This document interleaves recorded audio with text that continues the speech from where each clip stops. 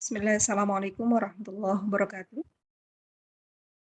Ibu Dr. Ida yang saya hormati, izinkan saya untuk mempresentasikan proposal penelitian yang saya coba ajukan pada tahun 2022.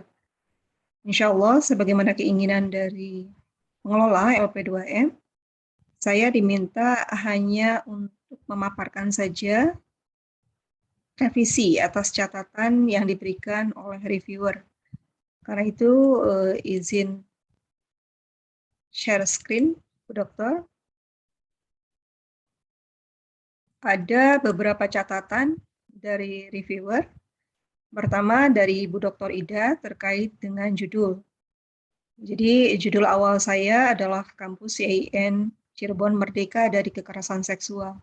Judul ini sebetulnya terinspirasi dari kebijakannya Pak Nadiem Makarim yang mencoba untuk menggulirkan merdeka belajar bagi seluruh peserta didik yang ada di Indonesia. Namun kemudian regulasi ini menyasar pada dunia perguruan tinggi dengan isu kekerasan seksual. Dari situlah kemudian saya mencoba untuk mengaitkannya dengan konteks YIN Syekh Nurjati Cirebon dengan judul seperti ini. Kalau kemudian ini dianggap berbasiskan berita gitu ya, saya mencoba untuk menawarkan judul seperti ini, Bu Dokter. Nanti mohon masukannya. Tadi saya juga form dan presentasikan ini di depan Prof. Idi Warsyah sebagai reviewer pertama. Beliau lebih menyukai pada judul yang lama, hanya mungkin kata analisisnya diganti menjadi studi kritis ya, atas implementasi Permendikbud nomor 30 tahun 2021 tentang PPKS lingkungan perguruan tinggi. Karena memang nanti saya akan mencoba untuk mengkritisi apakah YIN Cirebon itu sudah menjalankan peraturan pemerintah terkait dengan Permendikbud nomor 30 tahun 2021 ini di lingkungan perguruan tingginya. Kemudian ini adalah masukan dari Prof. Idi ya untuk latar belakang masalah yang dianggap kurang mengangkat Dasolon dan Dasein dan juga mengungkapkan data. Saya sengaja untuk screenshot di sini untuk menunjukkan bahwa sebetulnya dalam proposal saya sudah ada Dasolon dan Dasein yang saya berikan warna kuning dan warna hijau. Namun memang konteks YIN Syekh Nurjati Cirebon yang menjadi objek penelitian saya, belum saya ungkapkan datanya di situ sehingga kemudian saya tambahkan terkait dengan data preliminary research yang sudah saya lakukan. Nah, di situ ada data kekerasan seksual yang berhasil dihimpun oleh Pusat Studi Gender dan Anak PSGA YIN Syekh Nurjati Cirebon yang memang menangani kasus kekerasan seksual. Dari data PSGA itu tampak bahwa ada 37 aduan kasus dan bentuk kekerasan seksual yang terjadi pada tahun 2020 sampai 2022.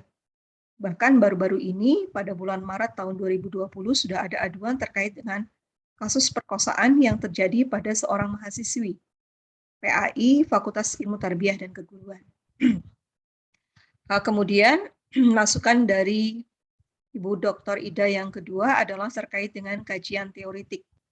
Jadi kalau dalam proposal saya yang lama, saya mengungkapkan 3 subbahasan, 3 teori. Yang pertama adalah teori kekerasan seksual, kemudian yang kedua teori terkait dengan merdeka belajar, dan yang ketiga terkait dengan Permendikbud itu. Namun memang saya belum membahas terkait dengan kebijakannya, what and why-nya belum. Karena itu kemudian saya paparkan, saya buat satu subbahasan tersendiri melalui kajian literatur. Saya melihat ada banyak sekali penelitian yang berbicara tentang hal ini. Ya. Penelitiannya Melati, kemudian juga terkait dengan penelitian yang Hairi, Purwanti, Wahid, dan lain sebagainya, yang mayoritas memang saya ambil dari artikel jurnal.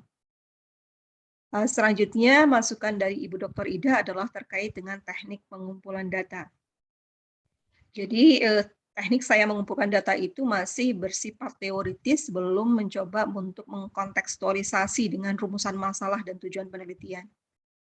Tapi sebetulnya, Bu Dokter, kalau kemudian melihat di dalam paragraf akhir dari tiap teknik pengumpulan data itu saya sudah memaparkan sedikit ya di situ terkait dengan misalnya ketika berbicara tentang kuesioner. Kuesioner itu apa, tapi kemudian saya sematkan di situ. Melalui kuesioner diharapkan dapat diperoleh data tentang responsivitas akademika YIN, tentang kehadiran Permendikbud nomor 30 tahun 2021, bentuk kekerasan seksual yang terjadi dan mungkin pernah mereka alami, dan upaya serta kebijakan lembaga dalam melakukan pencegahan dan penanganannya. Jadi di situ sebetulnya rumusan masalah pertama, kedua, dan ketiga itu saya dapatkan data awalnya melalui kuesioner terbuka. Namun kemudian saya mencoba untuk menguatkan kembali hasil yang saya dapatkan melalui kuesioner ini melalui wawancara mendalam terhadap beberapa orang subjek key informan. Nah, ini juga untuk mendapatkan sebetulnya ada juga di situ ya terkait dengan rumusan masalahnya. Untuk mendapatkan apa saja? Untuk mendapatkan informasi terkait dengan responsivitas akademika terkait dengan Permendikbud tersebut, kemudian juga bentuk-bentuk kekerasan yang terjadi, plus upaya dan kebijakan internal lembaga YIN dalam mencegah dan menangani kasus kekerasan seksual di lingkungan perguruan tinggi. Nah, untuk FGD saya katakan di situ sebetulnya untuk mendapatkan data terkait dengan rumusan masalah yang terakhir, ya. Karena memang saya ingin mendapatkan sebuah rumusan konsep kampus yang aman, nyaman, ramah, dan nir kekerasan seksual dari para peserta FGD, dan ini menjadi model awal ya. Sebelum kemudian nanti saya tindak lanjuti pada penelitian yang lebih makro lagi dengan model R&D dalam pengembangan model kampus yang mengakomodasi Permendikbud nomor 30 tahun 2021 dan nyaman dari kekerasan seksual. Dan masukan Bu Ida yang terakhir adalah terkait dengan sistematika pembahasan. Sistematika pembahasan saya coba insert itu di dalam tahapan penelitian. Tahapan penelitian itu adalah pra penelitian, pelaksanaan penelitian, dan pasca penelitian. Jadi ketika saya berbicara tentang pasca penelitian itu, saya mengungkapkan bahwa saya membuat laporan. Laporan itu dalam bentuk apa saja dan berapa bab kira-kira kalau kemudian itu di breakdown dalam sistematika pembahasan di laporan penelitian saya. Ada 6 bab yang saya coba ajukan. Pertama, pendahuluan bab 1 pasti, kemudian bab terakhir penutup, dan bab 2, 3, 4, dan 5 sebetulnya mencoba untuk memaparkan data temuan yang ingin menjawab rumusan masalah pertama untuk bab 2, rumusan masalah kedua untuk bab 3, rumusan masalah ketiga untuk bab 4, dan rumusan masalah keempat untuk bab 5. Demikian mungkin Bu Dr. Ida. Semoga sehat selalu dan akhirnya Assalamualaikum warahmatullahi wabarakatuh.